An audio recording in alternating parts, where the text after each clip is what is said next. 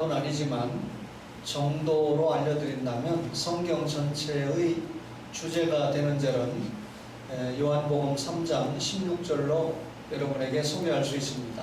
하나님이 세상을 이처럼 사랑하사 독생자를 주셨으니 이는 그를 믿는 자마다 멸망하지 않고 영생을 얻게 하려 하심이라. 이걸 주제절로 볼 수 있겠죠? 그러면 사도행전의 주제절은 뭘로 볼 수 있을까요? 방금 읽은 사도행전 1장 8절이죠. 그래서 1장부터 7장까지는 예루살렘 교회에 대해서 설명을 하고 8장부터 12장까지는 유대와 사마리아 교회를 설명을 하고 13장부터 28장까지는 땅끝까지의 교회를 설명하는데 사도행전 29장이나 30장에 우리 초원교회 역사가 이어서 기록을 하고 있다, 이렇게 생각하면서 말씀을 생각하면 좋을 것 같습니다. 지난 시간에 사도행전에 나타난 선교 원리 혹은 전략에 대해서 말씀을 드렸는데, 오늘은 사도행전에 나타난 성령님의 역사에 대해서 짧은 시간에 좀 압축해서 공부해 보려고 합니다. 여러분, 이 전 구약 성경 전체가 예수님께서 이 땅에 오시고 십자가에 죽으시고 사흘 만에 부활하신다, 여기에 모아지고 있죠. 그리고 또 예수님께서 승천하셔서 하나님 보좌 우편에 계시다가 때가 되면 재림하신다라고 하는데 모아지고 있습니다. 핵심은 창세기 3장 15절에 십자가와 부활이죠. 이게 첫 복음이잖아요. 그러면 예수님께서 이 땅에 오셔서 십자가에 죽으시고 사흘 만에 부활한다 라고 하는 이 진리에 구약 성경이 집결되고 있습니다. 약속대로 예수님께서 아브라함과 다윗의 자손으로 이 땅에 오셔서 십자가에 못 박혀 죽으시고 사흘 만에 부활하셨으니까 구약에 예언된 핵심적인 모든 예언이 어떻게 됐죠? 성취가 됐습니다. 예수님께서 십자가에 돌아가셨다라고 하는 것으로 여러분, 모든 것이 종결된 것이 아니죠. 예수님이 십자가에 죽으셨지만 사흘 만에 부활하시고, 그리고 원래 계셨던 하늘나라로 복귀하시는 승천을 하셨습니다. 여러분, 예수님께서 승천하신 후에 누가 오셨습니까?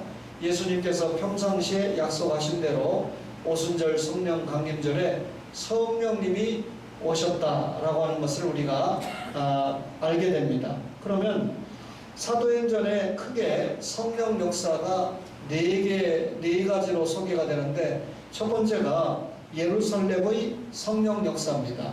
이 예루살렘에서 일어난 성령 역사를 2장 1절에 이렇게 소개하죠. 2장 1절을 볼까요? 오순절 날이 이미 이름에 그들이 다 같이 한 곳에 모였더니 호련히 하늘로부터 급하고 강한 바람 같은 소리가 있어 그들이 앉은 온 집에 가득하며 마치 불의 혀처럼 갈라지는 것들이 그들에게 보여 각 사람 위에 하나씩 임하여 있더니 그들이 다 뭐라고요? 성령의 충만함을 받고 성령이 말하게 하심을 따라 다른 언어들로 말하기를 시작하니라 라고 하는 말씀입니다. 이게 예루살렘의 성령 역사의 핵심적인 말씀인데, 여러분, 예수님께서 부활하신 후 40일을 증거하셨죠. 그리고 그 이후에 10일 뒤에 승천하시고 10일 뒤에 오순절이 되는 그날에 오순절 성령 강림을 하시지 않았습니까? 예수님께서 승천하신 후에 첫 번째 맞는 절기가 오순절 성령 강림입니다. 그러면 여러분, 오순절 성령 강림은 역사적으로 볼 때 어떤 사람들에게 나타났냐면 1장 4절을 보실래요? 사도행전 1장 4절에 보니까 사도와 함께 모이사 그들에게 분부하여 이르시되 예루살렘을 떠나지 말고 내게서 들은 바 아버지께서 뭐한 것을 기다리라, 약속하신 것을 기다리라.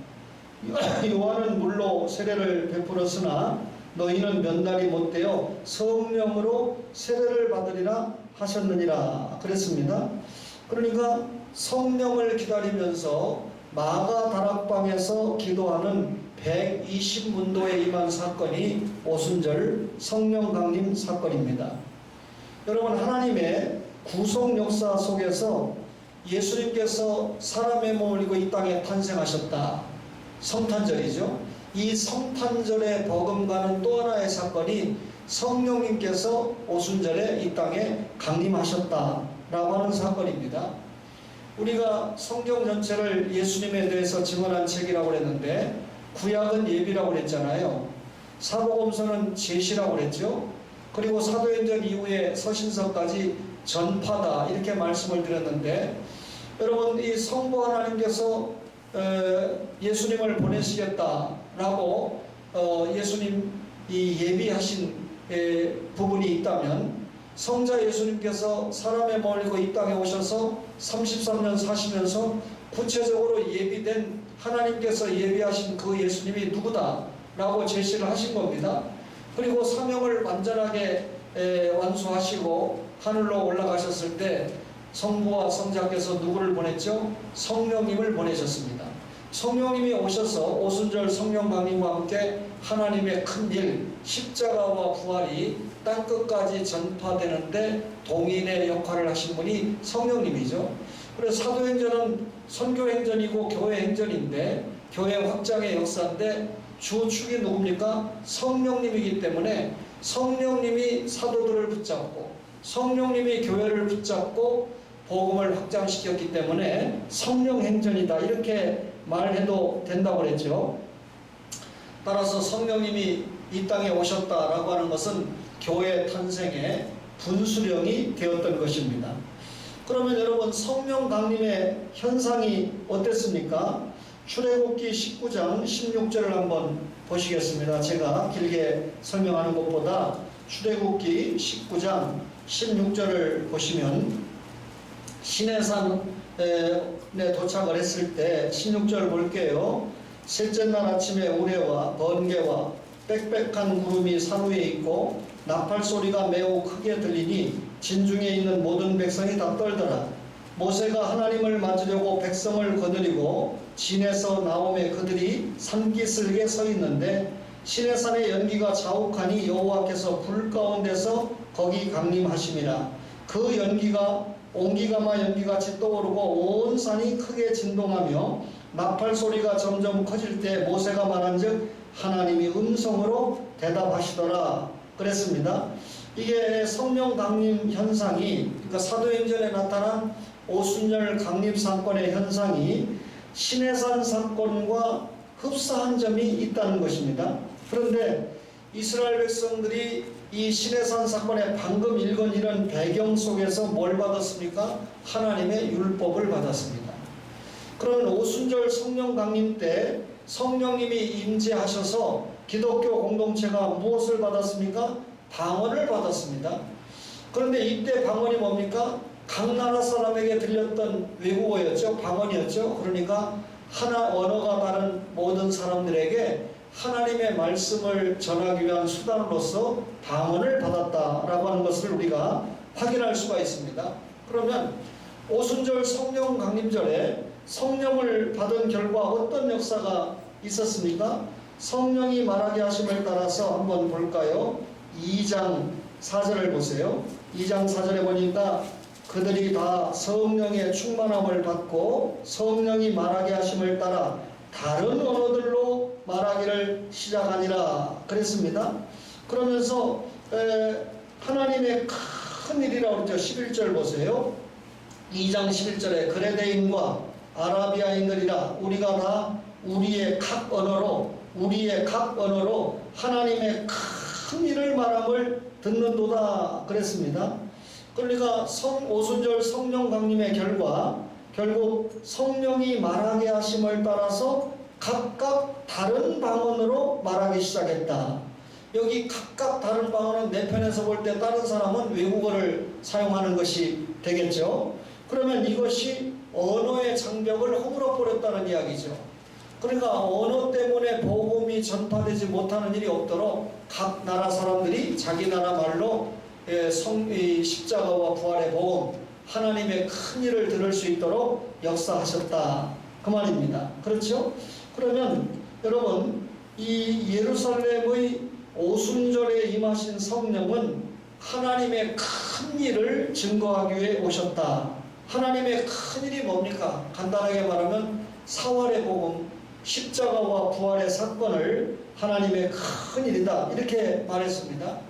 그러면 여러분, 하나님께서 계획하시고 예수님께서 성취하신 이 복음을 성령님께서 오셔서 그것을 말하게 하고, 그것을 전하게 하고, 그것을 믿게 하고, 그것을 영접하게 하고, 마침내 구원 얻어서 하나님의 자녀가 되게 하는 일을 누가 감당하십니까? 성령님께서 감당하신다는 거예요.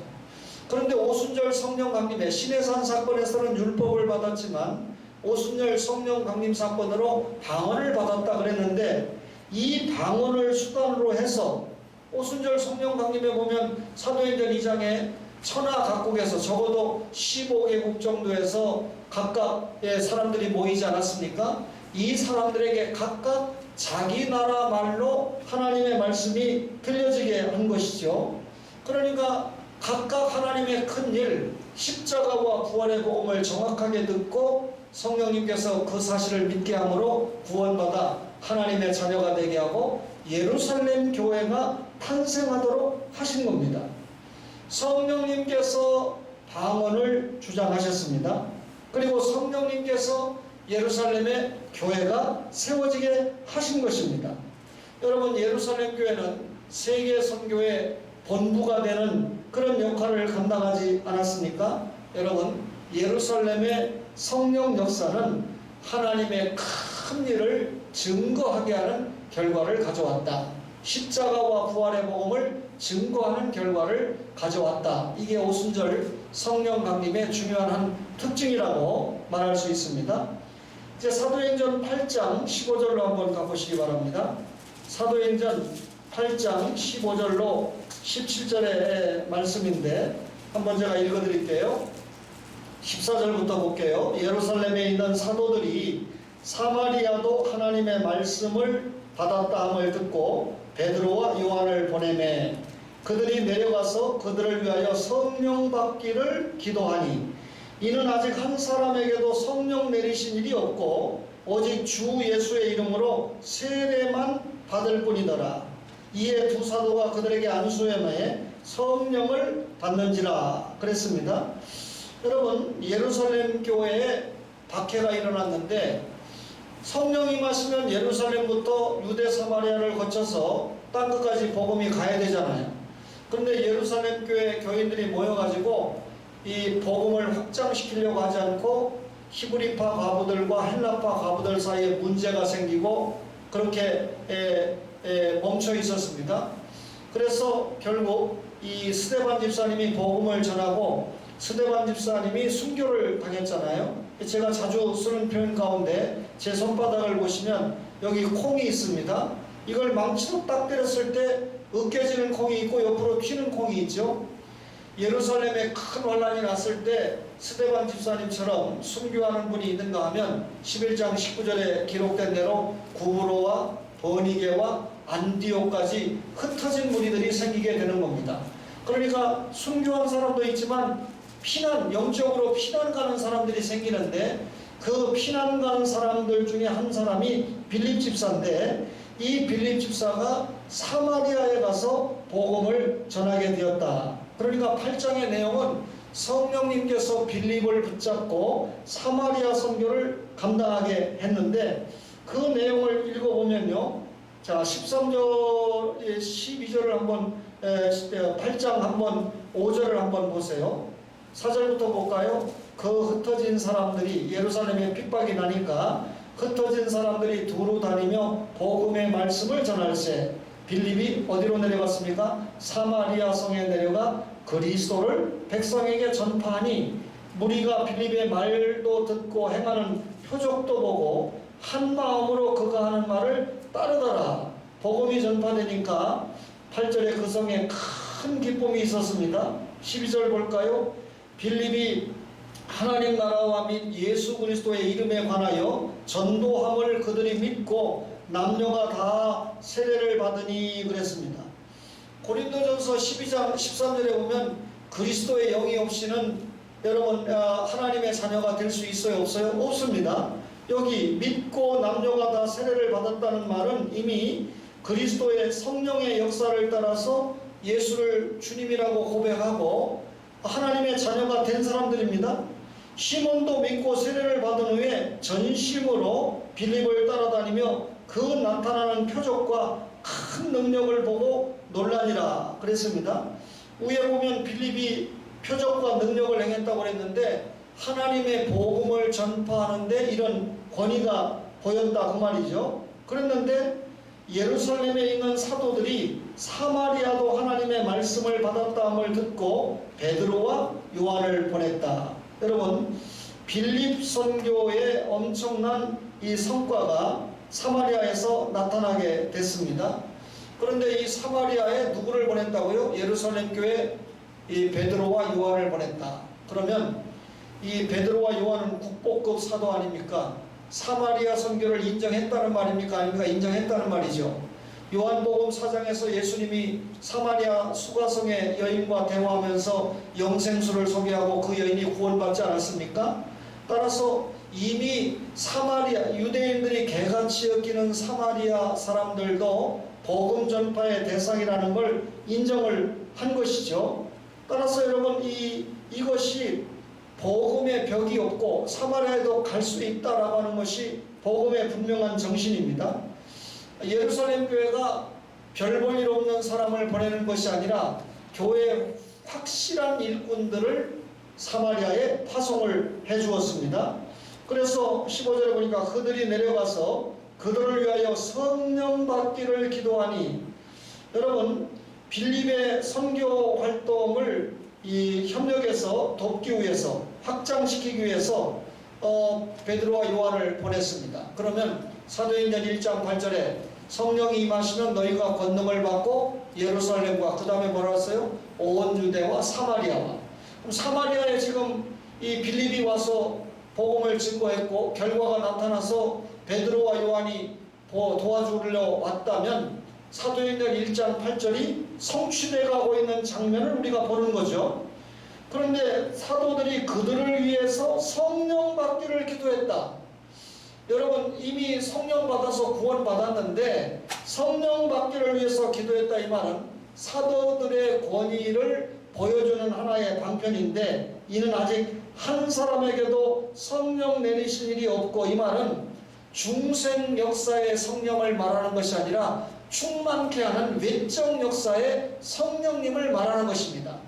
어떤 사람을 보면 이 마귀가 영혼을 잡고 있는데 성령님이 그 마귀를 쫓아내버리고 구원을 시켰는데 그 이후에 외적인 충만이 없어서 외적인 역사가 없어서 자신도 또 남들이 봐도 저 사람이 성령 받은 사람이 맞는가 라고 생각할 만큼 답답한 분이 있습니다. 그런데 실제로 구원받은 신자가 하나님의 말씀대로 살고 성령의 충만에 따라서 뭔가 나타나는 외적인 역사가 있을 때 확실하게 다른 부분이 보일 수 있거든요. 따라서 여기에 이 사마리아의 성령 역사는 외적 충만의 역사를 말하는 겁니다. 오직 주 예수의 이름으로 세례만 받을 뿐이더라. 이에 두 사도가 그들에게 안수하며 뭐라고요? 성령을 받는지라. 이미 성령 받았다니까요. 중생 역사의 성령은 받았다니까요. 그러면 이건 무슨 역사라고요? 외적인 충만의 역사에 성령을 받았다고 표현한 겁니다. 그러면 사도들이 안수하면 성령 충만이 이루어지고 안수 안 하면 충만이 이루어지지 않나요? 그렇지 않습니다. 안수라고 하는 방면을 통해서 충만이 이루어졌다는 것을 우리에게 확인시키는 것은 사도들의 권위를 확증시켜주는 표현입니다. 그러니까 사도들이 뭔가 복음을 전할 때 이런 충만의 역사가 나타났다, 성령 충만의 체험을 하게 했다, 그 말입니다. 그러면 아까 예루살렘의 성령 역사에 대해서 설명했는데 예루살렘의 성령 역사는 오순절에 임하신 성령님은 하나님의 큰 일, 다시 말하면 예수님께서 이루신 십자가와 부활의 진리를 전파하게 하기 위해서 임하신 성령이라고 하면 이게 실질적으로 성령님께서 이 땅에 오신 유일적인 현상으로서 아주 가장 중요한 일이죠.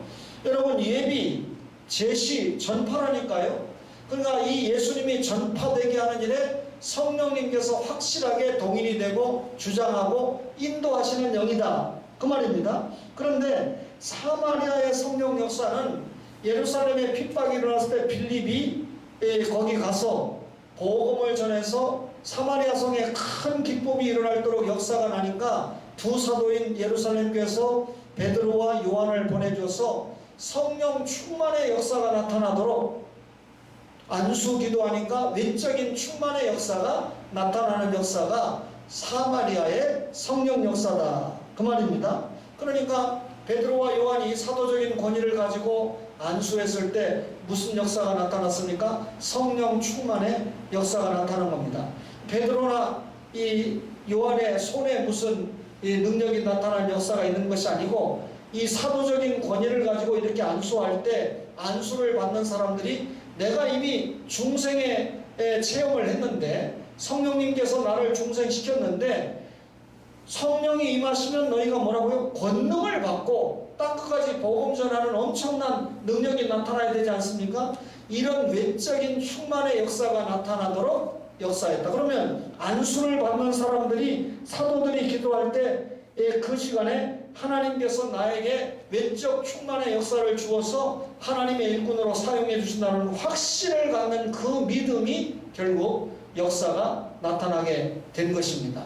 안전뱅이가 여러분 베드로와 요한이 안수에서 일어났습니까? 그가 예수 그리스도를 믿는 믿음으로 말미암아 일어났는데, 베드로와 요한이 결국 여러분 이 안전뱅이가 가지고 있던 믿음을 흔들었던 거 아닙니까? 사마리아의 성령 역사는 한마디로 말하면 성령의 외적 역사, 곧 충만의 역사를 말하는 것이다, 이렇게 기억하시고, 세 번째가 사도행전 10장입니다. 24절로 가보겠습니다.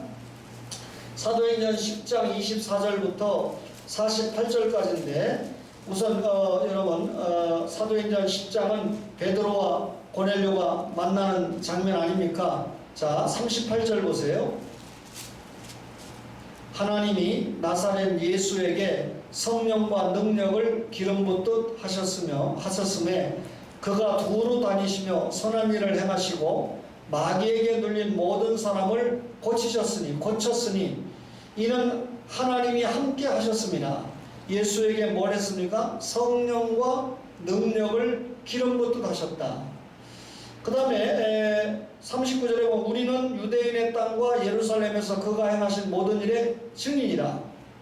그 다음에 십자가에 죽고 사흘 만에 부활했다는 걸 설명했죠. 43절 보세요. 그에 대하여 모든 선지자도 증언하되 그를 믿는 사람들이 다 예수의 이름을 힘입어 죄사함을 받는다 하였느니라. 여기까지 보면요, 이 고넬료가 베드로를 영접했고, 베드로가 왔을 때 고넬료, 이달리아대 백부장교인 고넬료가 자기 가족들을 다 모아놓고 베드로가 전하는 설교를 들었는데, 베드로가 자기 간증하지 않고 십자가와 부활에 예수님을 증거했다는 얘기 아닙니까?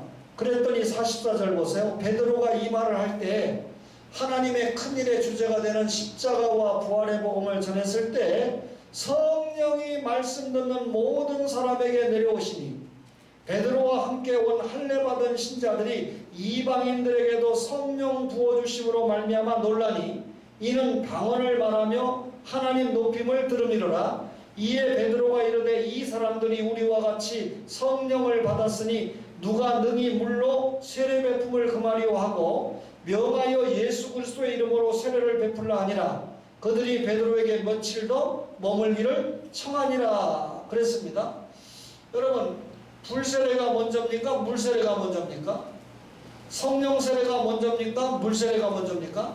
불세례나 성령세례는 같은 말이에요. 우리가 예수님의 십자가와 부활의 진리를 듣고 그 사실이 믿어져서 구원받았으면 무슨 세례 받은 거죠? 불세례 혹은 성령세례 받은 겁니다. 그렇죠? 그러면 그 성령세례 받았다는 것을 확인시켜주는 하나의 작업이 성부와 성자와 성령으로 주는 외적인 표, 물세례 아닙니까? 그러니까 우리가 물세례를 받았다는 것은 예수 믿고 주님의 교회의 회원이 되었다라고 하는 외적인 표가 물세례인 겁니다. 그 사람이 신앙 고백을 똑바로 했느냐 안 했느냐는 것은 본인의 책임이지 이 목사가 다 할 수는 없거든요. 따라서 성부와 성자와 성령을 믿는다는 신앙 고백을 분명하게 하면 교회는 그 사람이 성령 세례 받았다고 생각하고 외적인 물세례를 주는 거죠. 이게 근거가 지금 사마리아의 성령 역사를 통해서 보게 되잖아요. 그러면 이 부분 조금 더 설명할게요. 가이사라라고 하는 것, 오늘 이 본문은 가이사라의 성령 역사인데, 그러니까 사도행전에 나타나는 4대 성령 역사가 예루살렘의 성령 역사, 사마리아의 성령 역사, 지금 세 번째 가이사라의 성령 역사, 마지막 네 번째가 에베소의 성령 역사거든요. 그러면 이 가이사라라고 하는 도시는 로마가 그 당시에 방대한 지역을 지배하고 있지 않습니까? 근데 로마의 총독이 오면 머물 관저가 있는 도시가 이 가이사라입니다. 그러니까 이 총독이 왔을 때 머무는 관저가 있는 도시니까 굉장히 유명한 도시 아니겠어요? 그런데 이탈리아대의 백부장이다. 성경에 보통 이 백부장을 보면 자기 하인을 고치는 이만한 믿음을 가진 백부장, 또 예수님이 십자가에 죽으실 때 그 놀라운 장면을 보면서 진실로 이 사람이 하나님의 아들이었다라고 고백하는 백부장, 그리고 이탈리아대에 지금 고넬료라고 하는 백부장인데 그 앞에 보면 고넬료가 가정생활도 경건하고 개인생활도 경건하고 기도 많이 하고 가정생활도 경건하고 온 가족을 하나님 믿게 하고 그리고 사회생활도 경건하고 구제하고 그리고 하나님 앞에서도 경건하고 그의 경건이 하나님 앞에 상달되지 않았습니까? 이런 사람인데 여러분 유대인이 그랬다 그러면 그런가 보다 할 텐데 이탈리아대 백부장교가 유대 종교를 믿으면서 이런 모습을 보이니까 엄청난 사건 아닙니까? 그런데 이런 사람이 지금 이 하나님의 종인 베드로를 초청을 했는데 베드로는 이 고넬료가 부른다고 갈 사람이 아닌데 그때만 해도 이방인에 대해서 경계할 때니까요. 보자기 환상을 통해서 일어나 잡아먹으라 하는 환상을 통해서 하나님의 뜻인 줄 알고 가지 않습니까? 그래서 결국 환상과 환상을 통해서 이 베드로와 고넬료가 만나게 되는데 베드로가 그 집에 도착하니까 고넬료가 온 가족들을 모아서 기다렸어요. 사도행전 10장 24절을 한번 보세요. 이튿날 가이사라에 들어가니 고넬료가 그의 친척과 가까운 친구들을 모아 기다리더니 그랬습니다. 고넬료의 집이 지금 교회 생활이 됐습니다. 가족들을 다 모아놓고 마침 베드로가 들어올 때 25절에 고넬료가 맞아 발 앞에 엎드려 절하니, 여러분 이달리의 백부장교가 지금 피지배국의 이 베드로에게 절을 한다. 이게 있을 수 있는 일입니까? 역사적으로 이런 일이 있었습니다. 베드로가 일으켜 이르되 일어서라 나도 사람이라 하고, 여러분 중요한 말 28절 보세요. 이르되 유대인으로서 이방인과 교제하며 가까이 하는 것이 위법인 줄을 너희도 알거니와 하나님께서 내게 지시하사 아무도 속되다 하거나 깨끗하지 않다 하지 말라 하시기로 내가 왔다. 그러면서 33절에 보면 내가 곧 당신에게 사람을 보내었는데 오셨으니 잘하였나이다. 이제 우리는 주께서 당신에게 명하신 모든 것을 듣고자 하여 다 하나님 앞에 있나이다. 베드로가 어떤 사람이죠? 오순절 성령 강림 때 남자만도 3,000명이 회개하도록 하나님의 말씀을, 하나님의 큰 일을 토했던 대단한 전도자 아닙니까? 그런 대사도를 지금 불렀는데 왜 불렀습니까? 주님께서 당신의 명하신 모든 것을 듣고자 모셨다. 베드로가 여기에 부응해서 하나님의 큰일, 십자가와 부활의 복음을 전했을 때 그 말씀을 듣는 가이사라에 있는 모든 사람들에게 뭐가 내렸다고 합니까? 성령이 내렸다. 44절 보세요. 베드로가 이 말을 할 때 성령이 말씀 듣는 모든 사람에게 내려왔다 할 때 여기 모든 사람은 10장 4절에 기록된 이방인들입니다. 이방인. 그러니까 베드로와 고넬료가 만났다는 것은 사도행전에서 이방 선교가 이루어지는 첫 열매를 보여주는 겁니다. 그러니까 유대인 말고 이방인 가운데 예수를 믿었다고 나타나는 첫 열매가 고넬료인 거죠. 그러니까 대단히 중요한데 이 고넬료와 그의 가족들이 예수 믿게 한 배후에는 하나님의 말씀의 증거가 됐고 하나님의 말씀이 증거됐을 때 그 말씀을 들은 고넬료와 그 가족들이 예수 믿고 하나님의 자녀가 됐는데 그때 뭐가 내렸다고 그랬습니까? 성령님이 내렸다고 그랬어요. 그러면 믿음은 들음에서, 들음은 그리스도의 말씀으로, 베드로가 그리스도의 말씀을 전했을 때 그 말씀을 들었던 고넬료와 가족들이 예수님을 믿고 하나님의 자녀가 됐죠. 그러면 이 예수 믿어지게 하고 하나님의 말씀이 전파되게 하고 믿어지게 하는 역사를 누가 감당한다고요? 성령님이 감당하시는 겁니다. 그러면 가이사라의 성령 역사는 뭡니까? 여러분, 거듭남의 역사가 일어나게 한 거죠. 중생의 역사가 일어나게 한 거죠. 어떻게 할 때? 베드로가 원액적인 하나님의 복음을 전했을 때 그동안 복음을 들어보지 못했던 가이사라의 고넬료와 그 가족들에게 중생의 역사가 터진 겁니다. 그러니까 성령님은 결국 하나님의 말씀이 들려지게 해서 자신이 나중에 기록한 십자가와 부활의 복음이 전해지게 해서 그 말씀을 듣고 거듭남의 역사를 일으킨다라고 하는 사실을 가이사라의 성령 역사에서 분명하게 보여주는 겁니다. 성령님이 모든 사람에게 임했습니다. 그리고 거듭남의 역사가 일어났습니다. 회개가 일어났습니다. 주님을 자기 마음에 모셨습니다. 그리고 그들이 영접하는 자, 곧 그 이름을 믿는 자에게 하나님의 자녀가 되는 역사가 일어났습니다. 여러분, 결국 가이사라의 성령 역사는 말씀을 듣는 그 사람들에게 영생 소망을 불러일으켰다, 그 말 아닙니까? 여러분, 성령이 저들에게 세례를 받게 했고요, 이 물세례는 성령 세례를 받았다는 외적인 확증이지 않습니까? 구원받았다고 하는 것을 외적으로 확인시켜주는 표가 물세례이지 않습니까? 따라서 성부와 성자와 성령의 이름으로 세례를 받았다는 것은 하나님 소유가 되었다는 표식이 되고, 그리고 하나님의 자녀가 되었다는 성별의 표식이 된다, 그 말입니다. 세례를 받았다는 것은 하나님의 새 가족이 되었다는 표입니다. 새로운 시민으로서 헌신한다는 표가 됩니다. 그리고 세례를 받았다는 말은 궁극적인 승리의 표가 되는 것이죠. 따라서 여러분의 자녀나 아직까지 예수를 믿었는데 세례를 받지 않은 사람이 있다면 하나님의 말씀으로 잘 양육을 해서 신앙 고백을 정확하게 받고 세례를 받아야 교회의 정식 회원이 될 수 있는 것입니다. 따라서 가이사라의 성령 역사는 하나님의 말씀이 들려질 때 중생시키는 역사의 성령을 우리에게 보여주었다, 그 말입니다. 마지막으로 에베소의 성령 역사를 한번 보겠습니다. 19장으로 가볼게요. 사도행전 19장 1절을 한번 가보시겠습니다.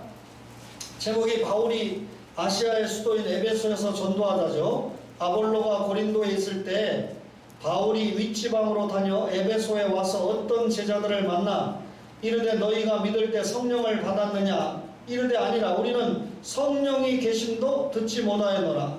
바울이 이르되 그러면 너희가 무슨 세례 받았냐? 대답하되 요한의 세례니라. 여러분, 이때까지만 해도 에베소 교회의 지도자가 아볼로였거든요. 근데 나중에 아볼로가 어디로 갑니까? 고린도로 가잖아요.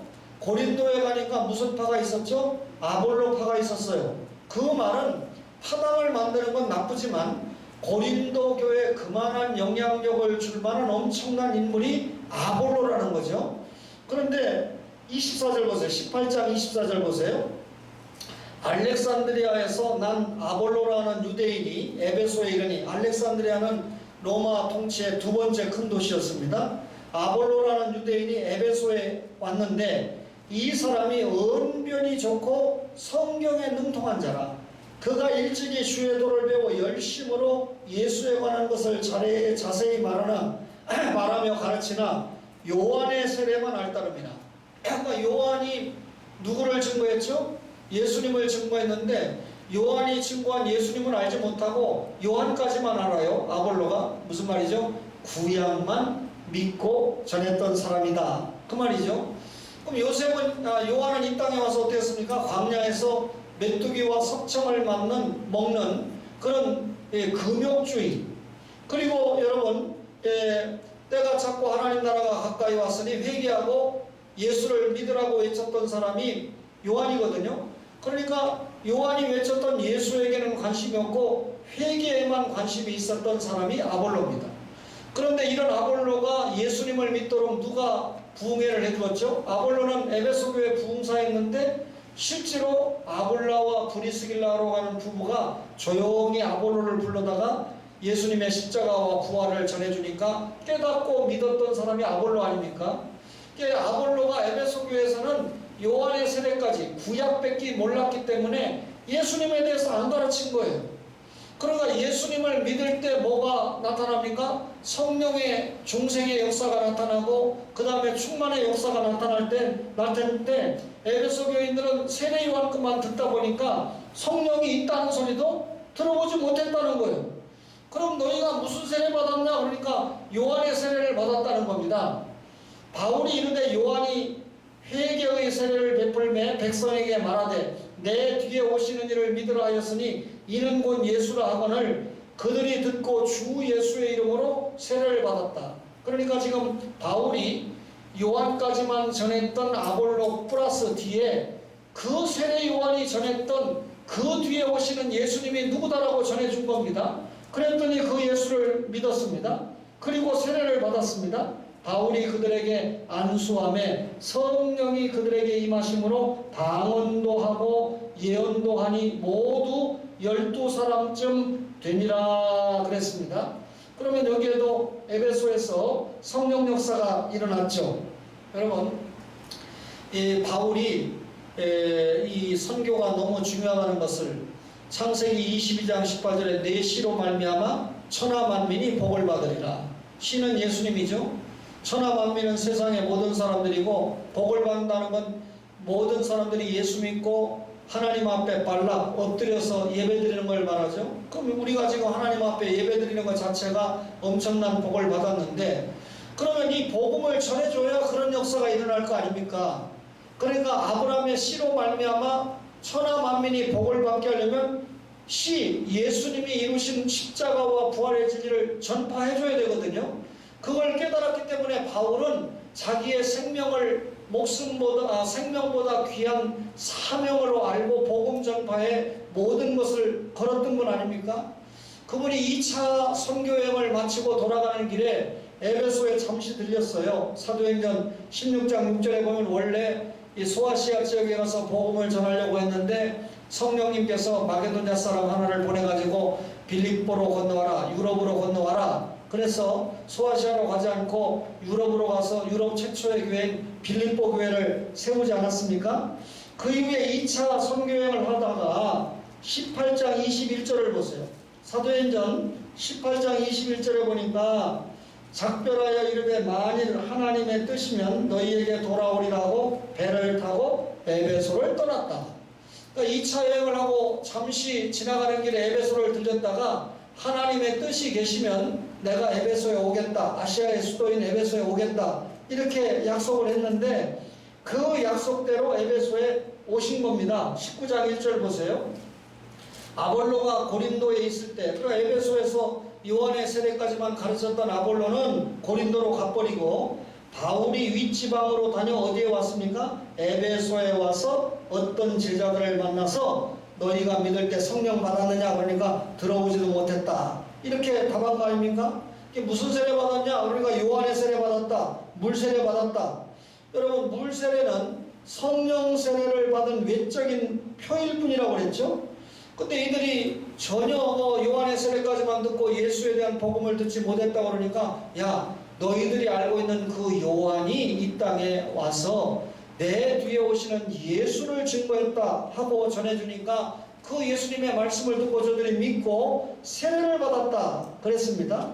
여러분, 결국 사도들이 저들에게 안수함으로 말미암아 저들이 충만케 됐다 그랬는데 그 충만의 역사가 뭡니까? 봅시다. 6절에 그들이 듣고 주 예수의 이름으로 세례를 받을 때는 이미 성령님이 중생의 역사를 해서 예수 믿고 성령 받은 거 아닙니까? 바울이 그들에게 안수함에 성령이 그들에게 임하심으로 뭐도 합니까? 방언도 하고 예언도 했다. 이게 뭡니까? 성령의 열매예요. 성령이 임하시니까 그들이 안수하니까 성령이 임했는데 방언도 하고 예언도 했다. 그러면 방언이나 예언은 일종의 성령 역사의 열매라는 겁니다. 그러면 우리가 갈라디아서 성령의 9가지 열매가 뭡니까? 사랑, 희락, 화평, 인내, 자비, 양선, 충성, 온유, 절제 아닙니까? 이런 이 9가지 성령의 열매를 맺게 하는 하나의 방편이 오늘 에베소에서 나타난 여러분 성령 역사, 다시 말하면 뭐라 그랬습니까? 방언과 예언입니다. 방언과 예언이 결국 9가지 성령의 열매를 맺게 하는 하나의 사인이 되었다, 그 말입니다. 따라서 에베소의 성령 역사는 주 예수를 믿고 세례를 받아서 신앙 고백을 하는 자들에게 성령의 열매가 나타난다 라고 하는 것을 보여주는 것이 에베소의 성령 역사라는 겁니다. 그러면 여러분 여기에서 여러분에게 한번 이제 사도행전에 나타난 성령의 역사를 조금 들어보니까 뭐 방언도 열매인데 이 서신서에 나타나는 방언하고 하나님의 큰 일을 말하게 한 방언하고 어떤 차이가 있을까요? 자, 서신서와 사도행전의 차이를 이야기할게요. 사도행전은 성령을 받는 것이라고 그랬습니다. 마가다락방에서 120문도가 성령 받기 위해서 기도했죠. 그런데 서신서에 나타나는 성령은 성령이 뭐 오신다는 얘기가 아니고 성령의 은사를 주로 이야기합니다. 고린도전서 12장 10절에 보면 성령의 은사를 이야기합니다. 사도행전은 유일적으로 성령님이 내려오시는 성령을 받는 것을 이야기한다면 서신서는 성령의 은사를 얘기하고 사도행전에서는 성령님이 임하시니까 시내산에서는 율법을 받았고 사도행전에서는 뭘 받았다고요? 방언, 외국어, 자기말, 복음 잘 전하도록 그걸 받았습니다. 여러분 거슬러 올라가면 바벨탑 사건 때 저들이 하나님 나라에 방해가 되니까 하나님이 언어를 흩어버렸잖아요. 서로 소통하지 못하도록. 그런데 이제 언어를 흩었지만 그 각 사람들이 자기 나라 말로 들려야 복음을 받을 수 있을 거 아닙니까? 따라서 사도행전에 나타나는 것은 외국어 방언입니다. 자기 말이에요. 제가 지금 여러분에게 말씀 전하는 게 방언하고 있는 거예요. 근데 서신서에 보면 여러분도 모르고 저도 모르는 그런 방언 있잖아요. 그죠? 예, 무슨 말을 제가 더 이상 설명 안 해도 알죠? 예. 그런데 그 방언은 뭐가 필요하죠? 서신서에 보니까 통역이 필요하다 그랬습니다. 세상 사람들이 알아듣지 못하니까, 알아듣지 못하는 차원의 방언이니까 자기와 하나님과 신령한 소통을 한다고 그러니까 다른 사람이 알려면 통역이 필요하다. 고린도전서 14장 2절에 그렇게 말씀을 했거든요. 그런데 이 서신서에 나타난 방언은 각 개인에게 나타났지만 사도행전에 나타난 이 성령은 뭡니까? 120문도에게 집단적으로 임하게 됐습니다.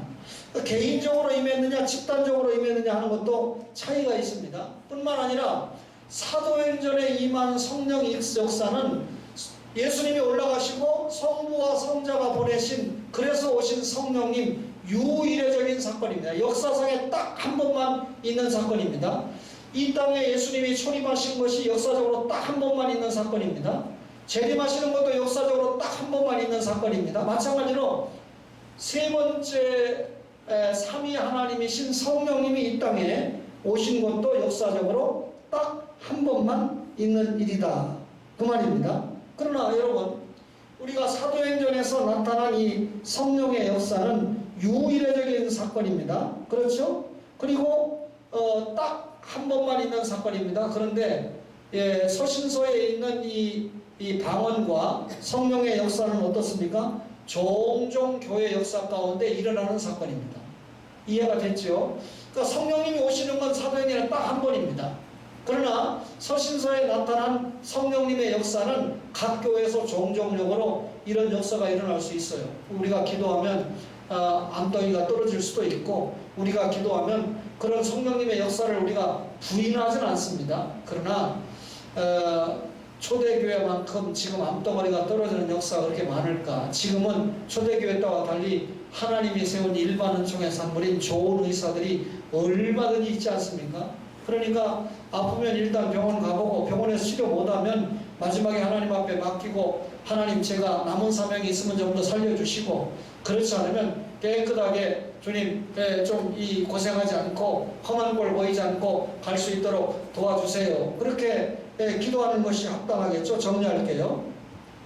오순절에 예루살렘에서 제자들이 모여서 합심해서 기도할 때 오순절 성령님이 임하셨습니다. 그래서 하나님의 큰 일을 말하게 했습니다. 전파하게 했습니다. 사마리아와 에베소에서는 사도들이 안수 기도할 때 성령이 임했습니다. 이것은 안수가 성령 임하는 충만의 수단이 아니고 사도적인 권위를 통해서 사모하는 믿음이 있는 자들에게 성령이 임했다라는 것을 설명을 했고요. 중요한 것은 오늘 가이사라에서 있었던 성령, 다시 말하면 고넬료가 베드로를 불러서 온 가족을 모아놓고 원액적인 하나님의 말씀을 들었을 때 여러분 중생의 역사 그리고 가이사라의 성령 역사를 통해서 가이사라 교회, 이방인 교회가 세워지지 않습니까? 그렇죠? 그러면 어떨 때 성령이 역사한다는 겁니까?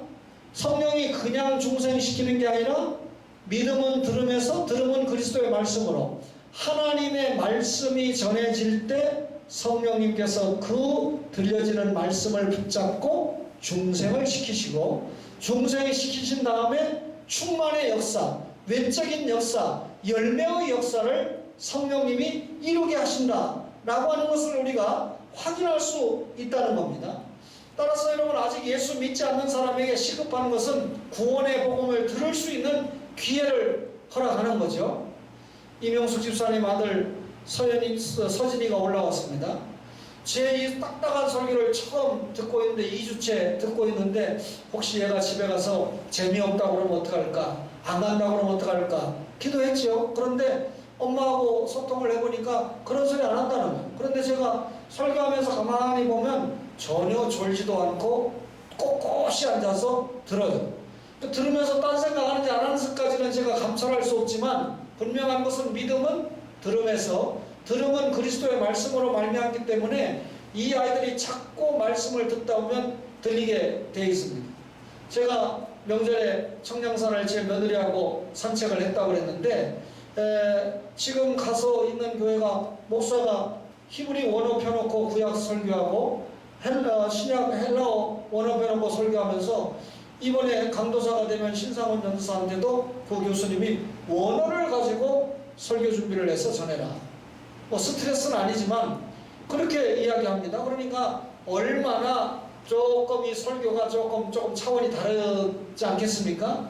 근데 저 며느리가 하는 말이 아빠에게 설교를 충분히 들었기 때문에 자기가 결혼해서 1부 예배도 듣고 2부 예배도 듣고 하니까 뭐 자기들은 뭐 그렇게 한다고 하지만 원문 가지고 뭐 준비하고 전한다고 하지만 못 들을 설교가 없고 이해가 안 되는 설교가 없습니다. 그래서 제가 참 많이 성장했구나. 그 다음에 뭐 어떤 경우에는 우리는 개혁주의 한다고 해서 너무 독특하게 우리만 잘한다 하는 것은 조금 갸우뚱하는 부분도 있으니까 야, 이 판단력도 있구나. 그렇죠? 여러분 제가 배울 때 우리 구장로님이 증인이실 거예요. 저는 한경진 목사는 막인 줄 알았어요. 그거 신사참배한 거, 그거 목사 같지도 않은 거, 한국교회를 망쳐놓은 거, 온갖 욕을 다 해서. 그런데 신사참배를 했는지 안 했는지 내가 못 봤지만 그런 목사님 모습 봤잖아요. 양양모 목사님 할아버지 자식들 신사참배를 반대하고 세운 교단에서는 이 새끼들 뭐야? 니네 아버지가 숨겼지 뭔데 마에 교회 와서 떠들어. 그러니까 전부 부장관님 질문하셨죠. 고심해서 재건파해서 그런 식으로 밀어붙이니까 신사참배를 한 교단에 갔어요. 그래서 그 아들들이 주기철 목사님 아들들이 다 신사참배한 교단에 가서 장로한 거 아닙니까? 그런데 한경기 목사님이 신사참배한다는 이유 때문에 양양원 할아버지 아들 양영식 그분이 배가 고프니까 아버지도 일찍 죽었죠. 엄마도 고생하죠. 그러니까 한경기 목사님 불러가지고 한 달 월급을 줬다는 거 아닙니까? 먹고 살으라고. 그러니까 사모님이 아니 저도 조금만 줘야지 한 달 살이를 다 주면 우리는 어떻게 사냐고 하는 소리를 직접 그분이 증언한 거예요. 그리고 공부를 시켜가지고 대광고등학교 나오게 하고 그리고 대관고등학교에서 나중에 숭실대학교 졸업하고 영어선생, 숭실대학교 영문학과, 다 한경진 목사님이 세운 학교잖아요. 그 영문학과에 영어선생 하다가 영어선생으로 저 60 몇 세에 은퇴를 하니까 숭실대학교 교수 시켜주고, 그래서 순교자의 자녀가 살게 했으니까, 여러분 이게 진짜 그리스도의 사랑이지 뭐 신사참배를 했느냐, 그렇게 깐 그 사람은 뭡니까? 지금 제가 용서하세요. 그런데 한경진 목사님 템플 전상을 받을 때 저는 신사참배한 죄인입니다 하고 울고, 그 7억 6천만 원인가 되는 상, 그때 7억 6천 같으면 얼마나 큰 돈입니까? 제 기억에 1990년대 천대 63빌딩에서 다 이 어려운 사람을 위해서 내놓지 않았습니까? 여러분 얼마나 역사를 바로 알고 중요합니까? 여러분 비평하면 안 돼. 제가 오늘 아주 기분 나쁜 비난을 받은 일이 있거든요. 그런데 아주 여러분들이 기억할 만한 어떤 귀한 분이 저에게 직접 두 사람이나 전화를 했더라고요. 그래서 제가 녹음을 해놨어요. 목사님을 비난한 사람은 형편없는 사람이고 사람 취급을 받지 못하는 목사다. 그러니까 목사님 너무 신경 쓰지 말라. 나는 몰랐거든요. 그래서 찾아봤어요. 그러니까 실제로 저를 비난했더라고요. 그런데 황우여 장로님이 대담을 할 때 이런 말을 했거든요. 상대방이 나를 비난했을 때 그것이 나에게 해당되면 회개하면 되고, 그것이 나에게 해당되지 않으면 비난한 그 사람에게 모두 다 돌아간다. 여러분 제가 하나님 앞에 100% 순전하게 말씀드리는데요, 저를 위해서 한 비난은 모두 그 사람에게 돌아가게 되어 있다는 확신을 가지고 제가 감사했습니다. 오해하지 마세요. 나중에 저를 사랑해서 듣기 원하는 분 있으면 두 편의 녹음을 들려드릴게요. 옛날에 이렇게 휴대폰으로 이렇게 녹음할 수 있었다면 참 좋았을 텐데, 그 옛날에는 그냥 막 새벽 1시에도 전화 받고 야 내다 아버지다 별전화가 다 왔는데 그냥 탁 누르면 녹음되는 건데, 녹음기 이게 잘 안 돼가지고 다 녹음을 못해서 안타까운 면이 없지 않아 있어요.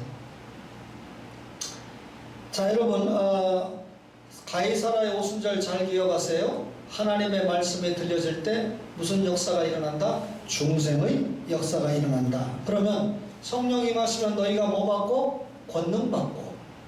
땅끝까지 증인입니다. 그러면 성령의 은사를 받아가지고 뭐 하는 데 쓰는 겁니까? 예언의 은사가 가장 중요한 겁니다. 예언의 은사가 앞에 일어날 일을 점치는 게 아니고요, 하나님의 말씀을 전하는 것. 그러니까 사도, 선지자, 교사. 선지자와 사도는 없어진 직분입니다. 교사, 목사, 하나님의 말씀을 전하는 것. 구역장, 하나님의 말씀을 전하는 일. 이게 가장 큰 은사라는 거예요. 그러니까 여러분 소위 서신서에 나타난 통역의 은사가 필요한 알랄랄랄라라고 하는 방언은 성령의 열매 가운데 가장, 배영철 목사님 표현대로는 핫바리 은사, 가장 수에 치지도 못하는 핫바리 은사를 받고 자기가 무슨 엄청난 은사를 받은 것처럼 뽐내고 교회를 시끄럽게 하고 배영철 목사님이 그렇게 했는데, 배영철 목사님은 박병신 목사님의 둘도 없는 친구입니다. 여러분 그 정도로만 제가 이야기하겠습니다. 이정성 목사님이 총회신학교에서 강의하면서 그 핫바리 은사를 받아가지고 하는 것들은 다 아주 이 저주를 받은 것들이야, 이렇게 얘기를 하니까 그냥 이 방언을 중시하는 학생들이 저게 무슨 교수인가, 저 교수 안 자르면 난 학교 안 나온다. 그래가지고 교수가 잘렸잖아요. 용서하세요. 제가 상당히 막아줬는데도.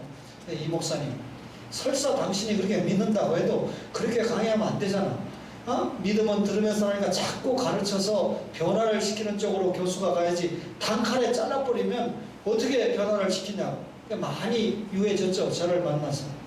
정말 좋은 학자고, 우리 고신에 그런 학자가 있을까 싶을 정도로 좋은 사람인데, 조금 그런 면에서는 좀 저보다도 더 오른편으로 많이 가 있었어요. 여러분 성령의 권능을 받으면 뭐라고요? 땅끝까지 복음 준 겁니다. 그러니까 전도할 때, 자 세상 끝날까지 내가 너와 함께 있어. 너희는 가서 모든 족속으로. 그리고 마지막 끝에 세상 끝날까지 내가 너희와 함께 하겠다. 전도하는 너희와 함께 하겠다. 선교하는 너희와 함께 하겠다.